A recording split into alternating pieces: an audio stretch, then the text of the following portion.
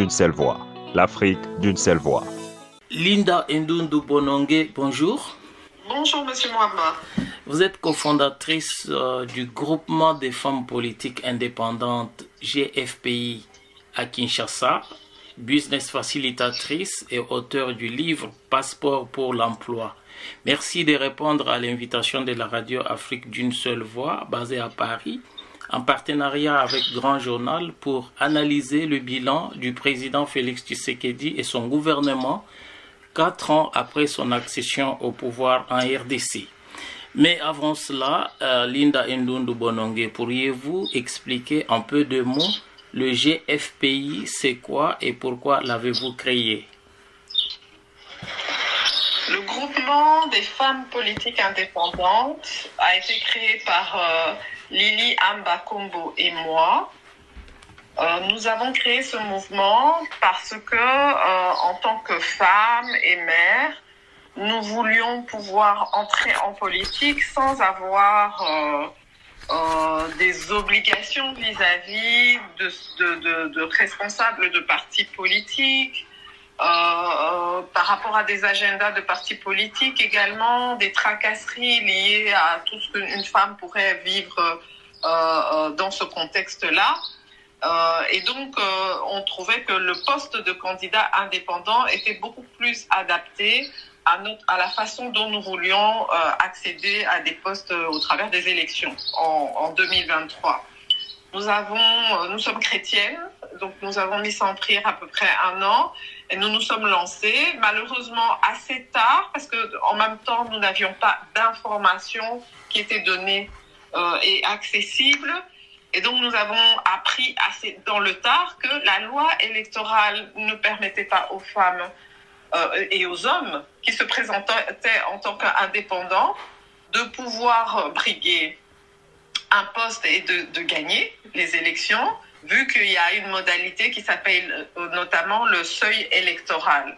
Donc aujourd'hui, le groupement sert surtout de réunir toutes ces femmes qui, à la base, voulaient se présenter en tant qu'indépendantes, ou bien des femmes qui veulent soutenir d'autres femmes. Et nous servons de pépinière et les objectifs sont aussi de pouvoir former les femmes, de les préparer, de les accompagner pour le moment où elles vont se présenter aux élections de 2023 à 2027, puisqu'il y a les élections nationales, provinciales et locales cette fois-ci. À propos du bilan de 4 ans au pouvoir du président Félix Tshisekedi, ses détracteurs affirment que le président et son gouvernement ont lamentablement échoué. Tous les programmes qu'ils ont initiés, notamment le programme de 100 jours, Tshilé-Gelou, la construction d'infrastructures à travers le pays, notamment les routes, les ports, la gratuité de l'enseignement de base, et j'en passe. Selon eux, tout a été un fiasco. Mais par contre, pour le président, les partisans du président, son bilan est globalement positif. Quelle est votre analyse personnelle sur l'action du régime actuel? Je vais donner une analyse personnelle, mais aussi une analyse par rapport au groupement des femmes politiques indépendantes. Alors, d'abord, en tant que groupement des femmes politiques indépendantes, je dirais que nous avons opté de venir aider les hommes à faire la politique autrement. Nos objectifs sont l'avancement des femmes, donc atteindre la parité. L'autre objectif, c'est d'aider les jeunes à monter aussi dans des postes politiques, mais surtout aussi donner l'accès aux populations vulnérables. Nous partons du fait que, voilà, par exemple, une personne atteinte d'albinisme ne doit pas forcément gérer l'État au travers du ministère des personnes avec vulnérabilité, handicap et toute terminologie qui tourne autour de ça. Par rapport à la problématique aujourd'hui des opposants qui disent que le régime actuel n'a rien fait, et des gens du régime qui disent que ah oui, tout a été fait et tout a été bien fait, le groupement des femmes politiques indépendantes et moi-même personnellement, puisque les 2 initiatrices ont fondé ce groupe-là par rapport à leur opinion personnelle, c'est que nous ne pouvons pas continuer d'année en année. On est quand même au bout de X années d'indépendance, d'être un peu dans cette bipolarité, à savoir, voilà, il y a ceux qui veulent défendre un point de vue et ceux qui sont contre un point de vue. Ce n'est pas possible quand on gère les choses de l'État, quand on est gestionnaire, de se limiter à donner un bilan positif ou négatif selon qu'on appartient à telle partie ou à l'autre partie. Non. Quand on est gestionnaire, on fait un bilan, on évalue les actifs et les passifs, on évalue les produits et les charges, si on peut dire. Donc, on évalue ce qui a été bénéfique et ce qui a été une perte. Et après, suite à cela, on fait un constat du résultat et on s'adapte pour que le résultat soit meilleur. Donc, oui, il y a des choses qui ont été faites par la gestion de Félix Tshisekedi, de son exécutif et du législatif, entre guillemets, élu par le peuple, et des différents législatifs. Il y a des choses qui ont été faites, il y a des côtés qui sont positifs, et oui, l'opposition a raison, il y a des choses qui ne fonctionnent pas. Mais maintenant, nous, femmes, moi personnellement, je ne pense pas que ce soit la solution. En tant que job facilitatrice, en tant que business facilitatrice, je vois bien que normalement, ce qu'on fait, on fait un état des lieux, on fait une évaluation des compétences, on voit où le bas blesse, on trouve des solutions et on les améliore. Ou sinon, quand vous faites du développement personnel, vous allez juste constater qu'une personne n'a pas les compétences et puis vous ne l'aidez pas parce qu'il n'a pas les compétences. Non, ce n'est pas comme ça. Il faut voir dans quelle mesure on peut aider une personne à atteindre les objectifs qu'il veut atteindre. Donc, personnellement, je pense que je n'ai pas envie de rentrer dans ce jeu de on se jette la pierre. Et nous avons une catégorie de politiques. Heureusement, il y a des nouveaux politiques qui naissent. Notamment, il y a un groupe politique qui s'appelle Nouvelle Classe Politique, qui a un peu la même dynamique que nous, mais différemment. C'est plus dans les débats, c'est plus pour changer les personnalités. C'est un groupement qui est plus homme, si on peut dire, majoritairement homme. Et l'objectif, c'est de penser autrement, de faire de la politique autrement. Donc, c'est difficile pour moi de prendre parti pour un côté, pour un autre, surtout que je suis une activiste politique depuis quelques années et que j'ai fait partie de ces gens qui critiquaient le pouvoir en place d'une manière ou d'une autre. Mais de l'autre côté, en tant que personne active dans la société congolaise, je pense que constamment se mettre en position d'opposition, constamment rejeter toute décision, on ne peut pas avancer dans un pays où il y a l'anarchie et où constamment, quand une décision est prise ou quand des résultats viennent, on ne veut pas participer à l'amélioration des choses. On utilise ce qui ne fonctionne pas pour pouvoir pérenniser son accession au pouvoir, dire aux gens qu'on va faire mieux, et quand on arrive au pouvoir, on ne fait pas mieux parce que pendant tout ce temps-là, au lieu d'évaluer, de diagnostiquer et de voir les causes de pourquoi ça ne fonctionne pas, on a utilisé tout ce qui ne fonctionnait pas juste pour justifier d'être voté, puis on arrive au pouvoir et comme on ne s'est pas préparé à régler les problèmes, comme on ne les a pas analysés à la source, eh bien on répète ce que l'ancien régime a fait. Donc, et personnellement, et le groupement des femmes politiques indépendantes n'aiment pas trop rentrer dans ce jeu de « non, c'est la faute de l'autre ». Congolaises, Congolais, en RDC, mais aussi dans la diaspora, nous dressons le bilan des 4 ans de gouvernance du président Félix Tshisekedi. Alors, Linda Ndondo Bonongue, au chapitre des femmes, par exemple, là, bon nombre d'observateurs sont d'accord que le président Félix Tshisekedi a changé de paradigme en augmentant le taux de représentativité des femmes dans le gouvernement central et à la tête de province, mais aussi en sortant les femmes du carcan qui les confinaient à des postes protocolaires pour leur donner des postes hautement stratégiques tels que la Banque centrale, le ministère de l'Environnement et bien d'autres grands ministères. Mais malgré tout cela, on ne voit pas l'impact de ces nouveaux changements dans la gouvernance du pays. Que répondez-vous? Bon, d'abord, ma première partie de réponse à ça serait que les femmes ne sont pas le sel qu'on met dans une recette pour que le plat soit plus facile à avaler, ou la petite sauce qu'on met pour effacer l'amertume de ce qui existait déjà. Donc, penser que mettre une minorité de femmes dans une majorité de décisions politiques qui précédaient ces femmes et penser que cette petite sauce qu'on ajoute va créer la différence. Non, ça permet juste d'avaler mieux ce qui existe déjà et que tout le monde peut montrer du doigt, quel que soit le régime en présence. Je salue l'effort que le président de la République a fait. L'erreur est de penser que voilà, tout change avec le président de la République et tout change avec les décisions qu'il prendra et les implémentations qu'il prendra. C'est une affaire d'individus. Alors prenons par exemple le cas du ministère de l'Environnement dont vous me parlez. Madame F. Bazaïba, voulez-vous me dire que le travail que Madame F. Bazaïba a fait ne fait pas de différence dans la gestion du pays? Il me semble que je l'ai vue à plusieurs fois intervenir, et notamment lorsqu'elle était au Canada, lorsqu'on parlait de biodiversité, et que nous avions le Rwanda qui présidait une commission pour parler de la biodiversité.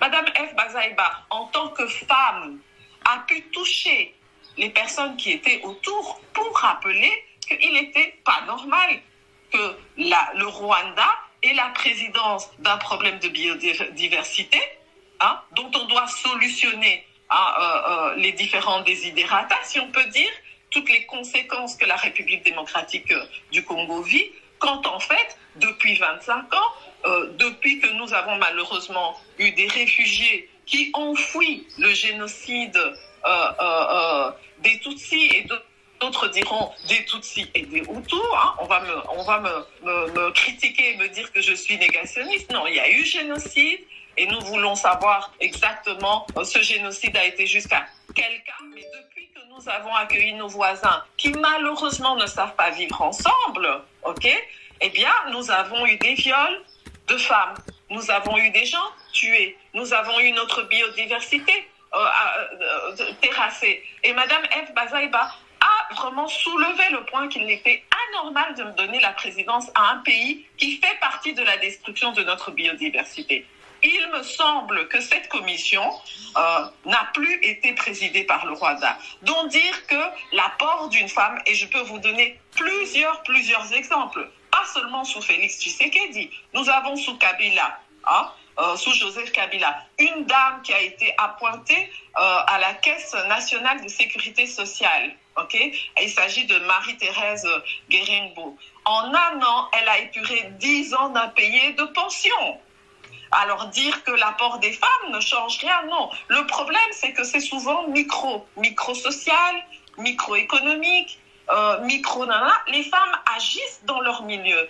Elles n'ont pas besoin de faire le marketing de leur réussite.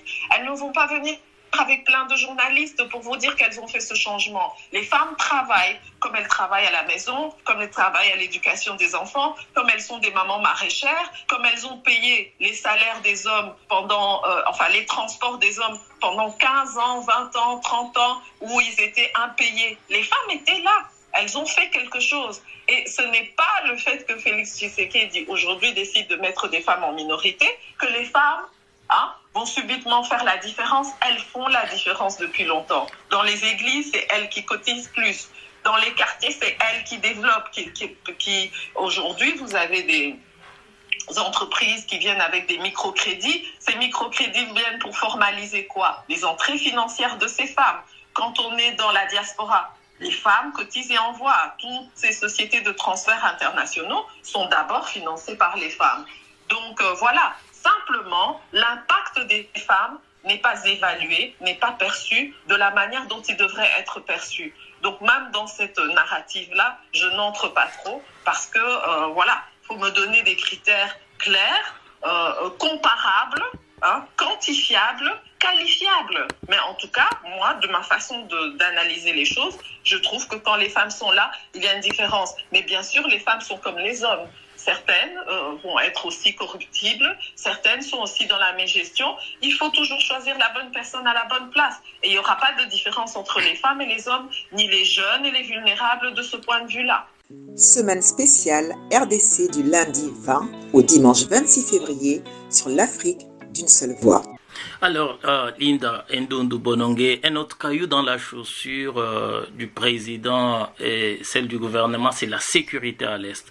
Le président Félix Tshisekedi avait dit qu'il se sentirait pleinement président s'il réussissait à ramener la paix à l'Est du pays, mais 4 ans après, ces détracteurs disent que la situation s'est même davantage dégradée. Qu'en pensez-vous? La situation s'est davantage dégradée. Bon, moi, ce que je peux vous dire à partir de Kinshasa, c'est que quand même si la situation s'est dégradée, pour la première fois depuis des années, j'ai vu qu'à l'Est, des gens ont marché, ont fait des grèves. Il y a même eu une grève des professeurs qui a été faite à l'Est en solidarité avec les grèves de Kinshasa. Ce que pendant pratiquement 25 ans, on n'avait pas eu. On pensait que les gens à l'Est, c'était tout ce qu'on avait comme rapport de l'Est, c'était que les gens étaient tués, qu'il y avait les viols. On ne savait pas trop ce qui se passait. On parlait seulement de rébellion. Aujourd'hui, dans l'actualité, on entend que les gens de l'Est vivent normalement. On voit que des gens vont à l'église. Bon, il y a eu un attentat. Les gens étaient à l'église, je pense qu'il y avait un baptême. On voit que des gens fêtent dans des hôtels. Il y a une multitude d'hôtels. Je suis business facilitatrice. J'ai un réseau à peu près de 300 entreprises congolaises. Quand je dis congolaises, à 100%, des Congolais, comme diraient d'autres, de père et de mère, si on peut dire. Bon, il y a quand même un jeune dans le groupe qui est un descendant purement belge et qui fait partie du groupe parce que voilà, il est là et il est présent parmi les Congolais. Et parmi ces entreprises-là, il y a des entreprises de l'Est. Alors, si la sécurité n'est pas à l'Est, il faut m'expliquer comment ça se fait que la plupart des entreprises chocolatières sont situées à l'Est. Les entreprises qui produisent des jus de fruits, elles sont situées à l'Est. Il y a des entreprises qui font du fromage et tout ça, elles sont à l'Est. Donc, comment ces entreprises parviennent quand même, dans cette insécurité, à développer des concepts qui sont même exportés. C'est-à-dire qu'il y a certains de ces entrepreneurs qui exportent à l'étranger, qui ont des produits de qualité reconnus à l'étranger, notamment une dame qui fait le poivre. Donc, moi, je trouve ça un peu étrange. Quand on parle du manque de sécurité à l'Est, aujourd'hui, nous avons des cas, et c'est filmé, c'est documenté, de personnes, d'habitants de l'Est, qui dénoncent. Avant, ils n'osaient pas dénoncer parce qu'ils avaient peur que lorsqu'ils dénonçaient, l'armée viendrait les éliminer. Donc, personne n'osait dénoncer dans les villages ceux qui tuaient les autres, ceux qui violaient les autres. Aujourd'hui, nous avons des cas, et c'est devant les caméras. C'est des exemples aussi en audio qui disent que, voilà, dans tel village, il y a telles personnes qui sont arrivées et tout. Quand les policiers, les militaires viennent, il y a dénonciation parce qu'ils n'ont pas peur de représailles. Et semblerait-il, ces représailles ne viennent plus de l'armée parce qu'avant, il y avait des rapports, des témoignages comme quoi, eh bien, quand tu, comme on dit en lingala, kofunda, ce qu'on fundi à l'école, bizarrement, la personne, donc la personne qui a menacé, pendant la nuit, on vient de tuer cette personne ou toute la famille. Donc, la réalité sur terrain de cette insécurité, bien sûr qu'on ne peut pas nier le fait que nous avons les M23, qu'on ne peut pas nier le fait qu'il y a les ADF. Et on ne peut pas faire une guerre sans désordre. Ce n'est pas possible quand on nous fait la guerre qu'il n'y ait pas le désordre. Et donc, ça va paraître comme une insécurité à l'Est. Maintenant, nous avons découvert après le Covid que l'état d'urgence existait dans la Constitution. L'état de siège existait dans la Constitution. Mais aucun Congolais n'était au courant que dans la Constitution existait cet article-là. Et l'état de siège avait été beaucoup critiqué. À l'époque, je ne parlerai pas du groupement des femmes politiques indépendantes qui n'existait pas d'ailleurs. À l'époque, moi personnellement, quand on m'avait demandé ce qu'il en était, qu'on ne comprenait pas pourquoi l'état de siège construisait des routes, je disais mais c'est tout à fait normal. Si l'armée prend possession du territoire, il doit avoir des routes pour les tanks, il doit avoir des routes pour ceci. Mais je constate après des mois que j'avais raison de dire cela parce que nous sommes dans une situation où l'armée présente ces artefacts militaires. Nous voyons des hélicoptères, nous voyons des bateaux de l'armée, nous voyons des tanks militaires, nous voyons des véhicules militaires qui arpentent ces routes qui avaient été rénovées ou établies lors de l'état de siège. Donc voilà, l'insécurité, elle est existante, elle est mitigée, mais comment voulez-vous, si un État vous déclare la guerre, ce qui est le cas aujourd'hui, le Rwanda nous déclare la guerre au travers du M23, et nous n'avons pu prouver que le lien du Rwanda avec le M23, ok? Si nous nous mettons à enquêter par rapport à toutes ces rébellions qui existent à l'Est, nous allons découvrir que la guerre n'est peut-être pas seulement propagée par le Rwanda et le M23. Et donc, nous allons comprendre que, voilà, puisque la guerre nous est déclarée, forcément, dans cette guerre-là, il y aura une réponse, il y aura une répartie, les belligérants ne se laisseront pas faire, et il y aura une insécurité. Mais cette fois-ci, cette insécurité, elle n'est pas dans le vide, elle n'est pas dans l'anarchie, elle n'est pas faite de telle manière à ce que le Congolais ne puisse pas se défendre. Et ce que j'apprécie, c'est que le ministère de l'Éducation a même annoncé, après le président de la République, que nos enfants vont aujourd'hui avoir 1 mois de service militaire. Ok ?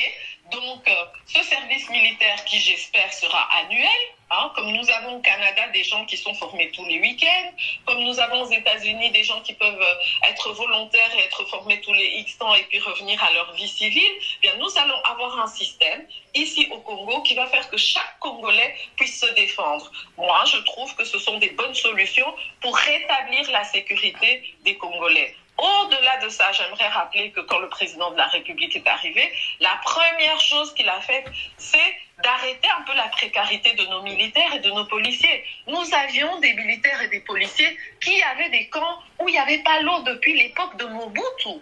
Comment voulez-vous avoir une armée qui se bat pour sa nation quand cette armée est précarisée? Vous aviez des colonels, des généraux, des capitaines qui attendaient leur pension depuis 10 ans. Comment voulez-vous que des gens qui attendent leur pension depuis 10 ans, 15 ans, qu'ils n'ont pas reçu de pension pendant 20 ans et qu'on les affecte par exemple à l'Est où ils voient qu'il y a des business qui peuvent être faits, comment voulez-vous que des gens qui doivent nourrir leur famille, nourrir leur clan, parce que la famille en Afrique, c'est pas papa, maman, les enfants, c'est les oncles, les tantes, les cousins. Comment voulez-vous que ces gens qui ont des responsabilités, une pression familiale et sociale, ne se lancent pas dans des business, des rébellions?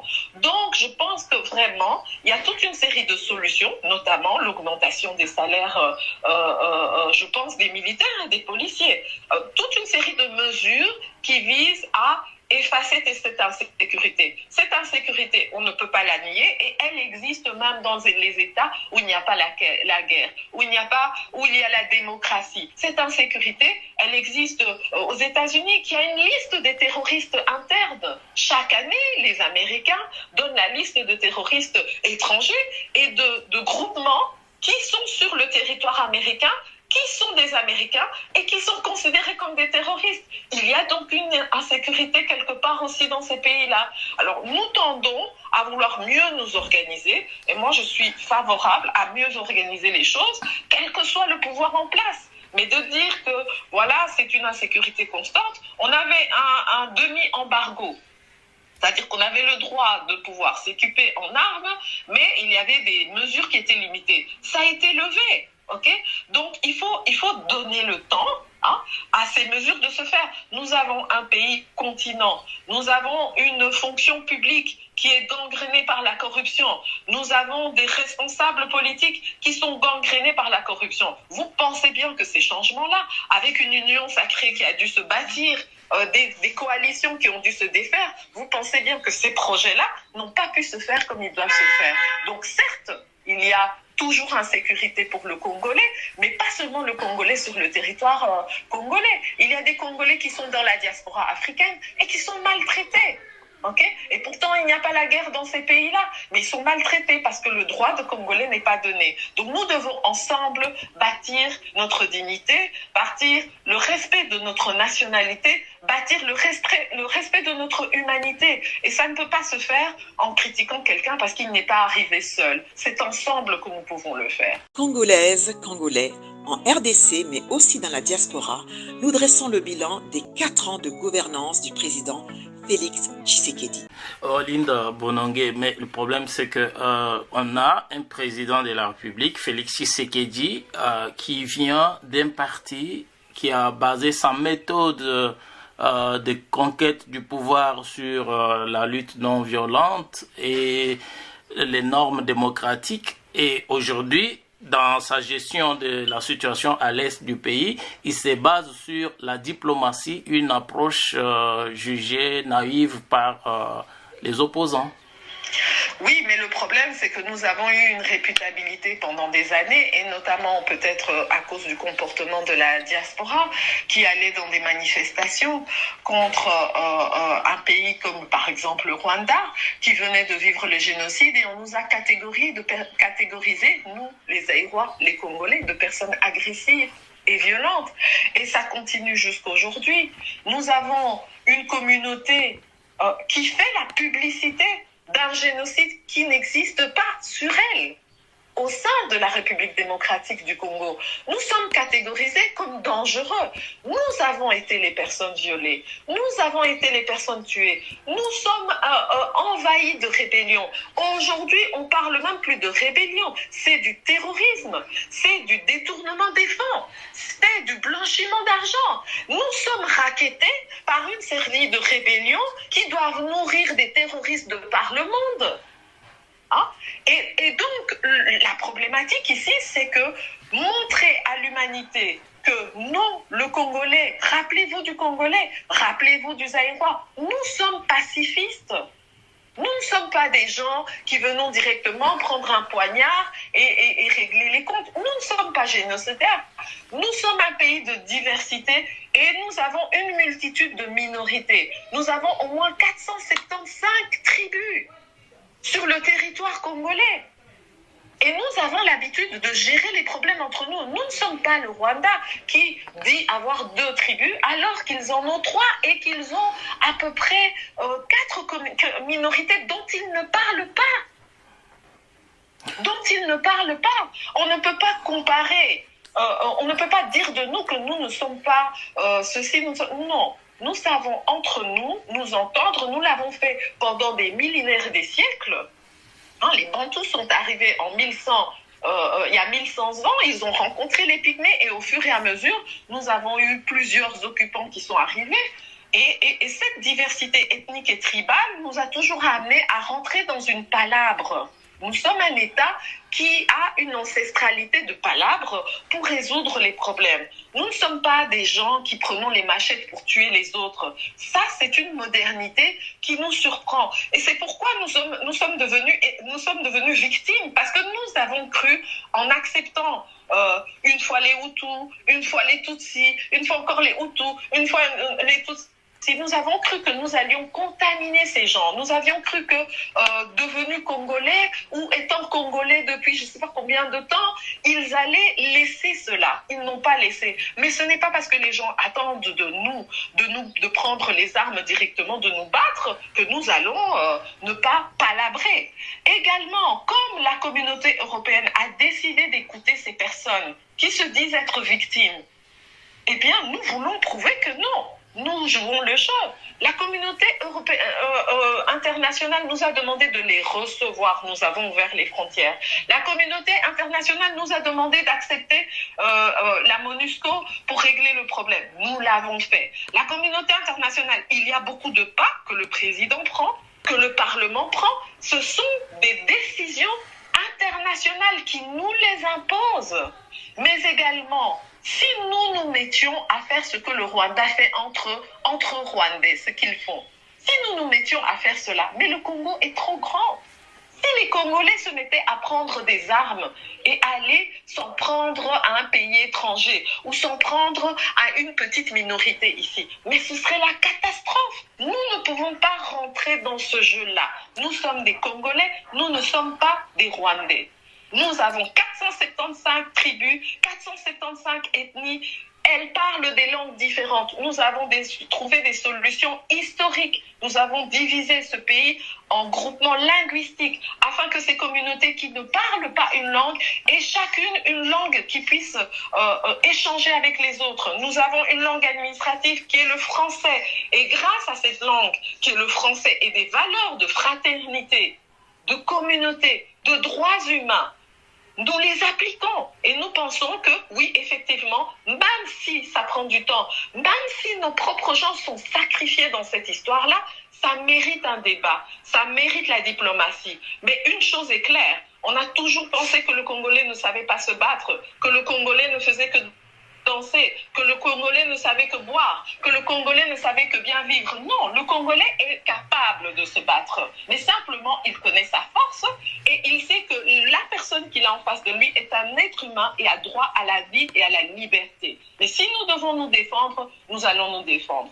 Semaine spéciale RDC du lundi 20 au dimanche 26 février sur l'Afrique d'une seule voix. Ce que vous dites est tellement intéressant que ça peut entraîner des analyses profondes, un développement intense, mais nous sommes à la radio, on n'a pas tout le temps.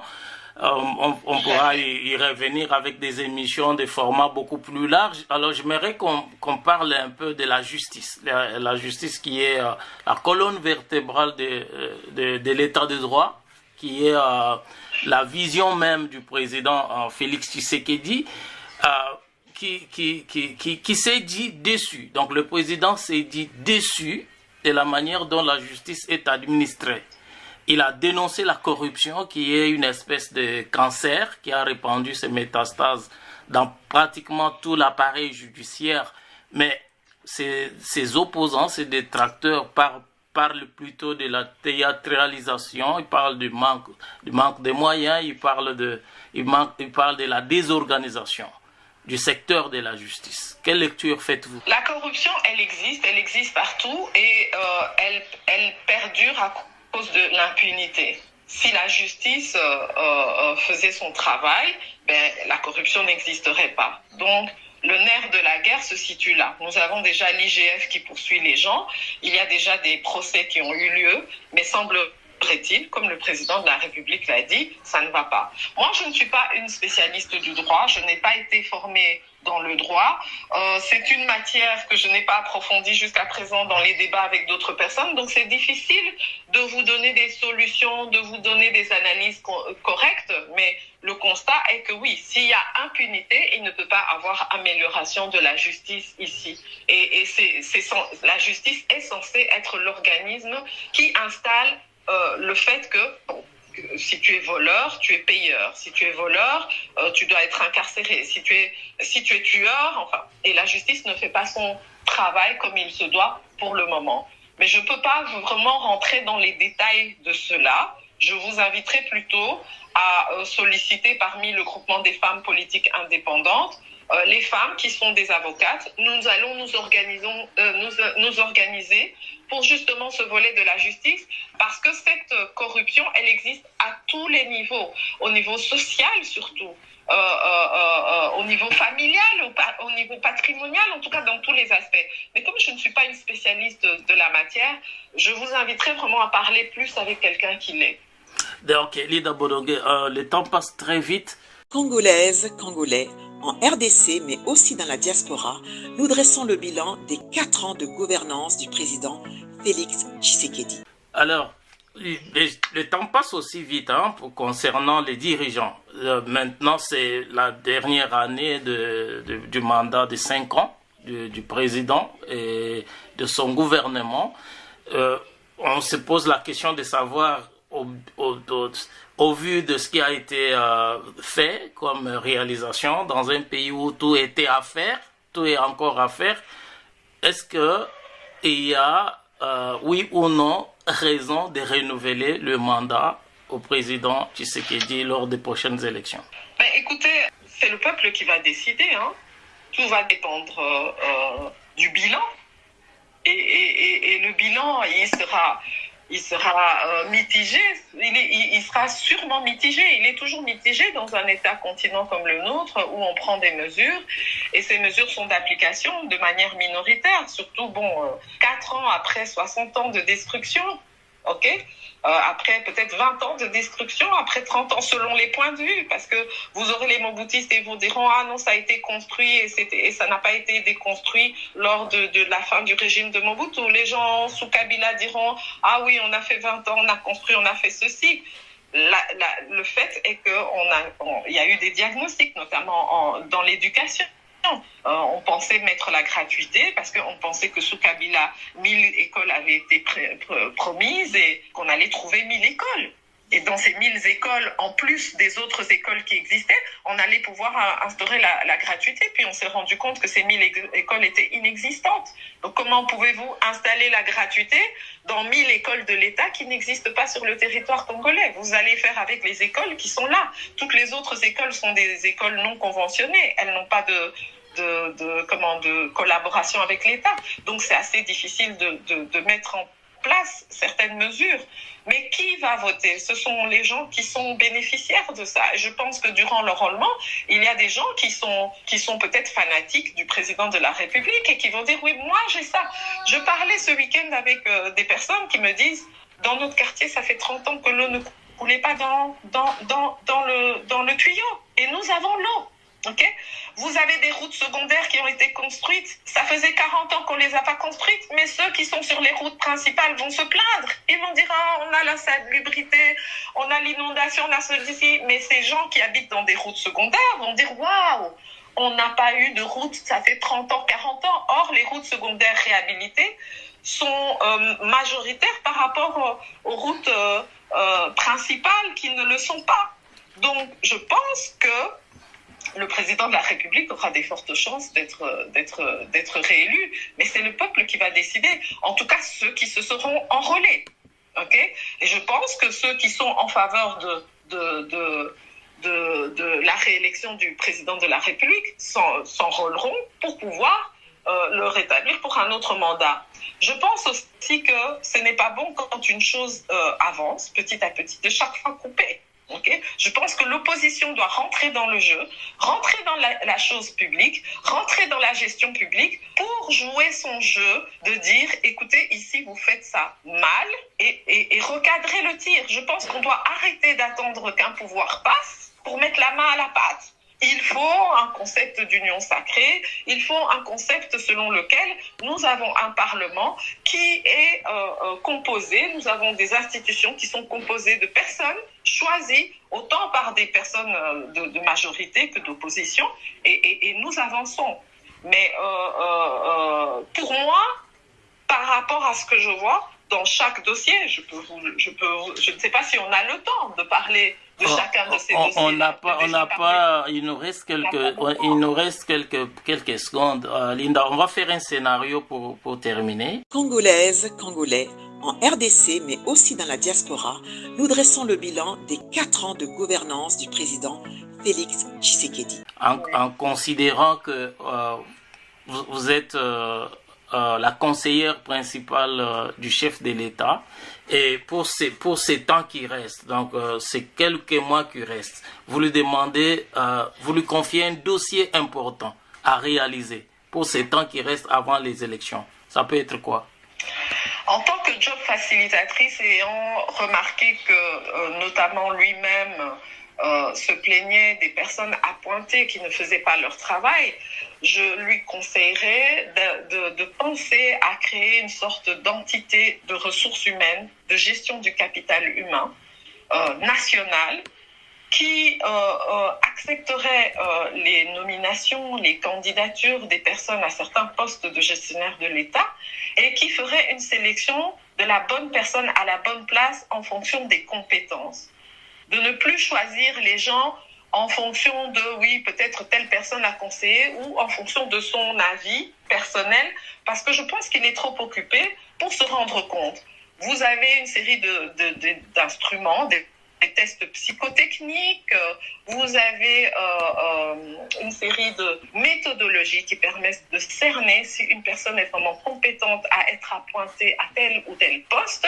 Et je pense qu'il doit pouvoir s'entourer de personnes qui vont l'aider à sélectionner les personnes sur base de leurs compétences sur base de leur profil psychologique, sur base de leur réputabilité managériale, parce que lui ne peut pas savoir dans les faits si cette personne est une personne qui paye les salaires des gens, qui est sociale, qui ne va pas dépenser de l'argent dans les boîtes de nuit ou détourner de l'argent. Il est trop occupé pour voir si les gens qui l'appointent sont réellement ce qu'ils disent être. Et alors après, lorsqu'il les appointe, il peut se retrouver face à des surprises. Donc moi, si j'étais son conseiller en ressources humaines, je lui dirais qu'il devrait prendre plus d'outils quantitatifs et qualitatifs internationaux pour la sélection des candidats, notamment des tests psychotechniques et tout, pour faire ses choix. Il faut la bonne personne à la bonne place. Le président de la République est d'accord avec ça. Moi, je suis d'accord avec ça. Mais maintenant, il faut mettre en place une machine qui permette que ces personnes soient réellement appointées et non pas des gens qui, après, vont agir d'une certaine manière. Linda Ndundu Bonongue, cofondatrice du groupement des femmes politiques indépendantes GFPI à Kinshasa, business facilitatrice et auteur du livre Passeport pour l'emploi. Merci beaucoup d'avoir répondu aux questions de la radio Afrique d'une seule voix. Merci, M. Mwamba. À vous. Au revoir.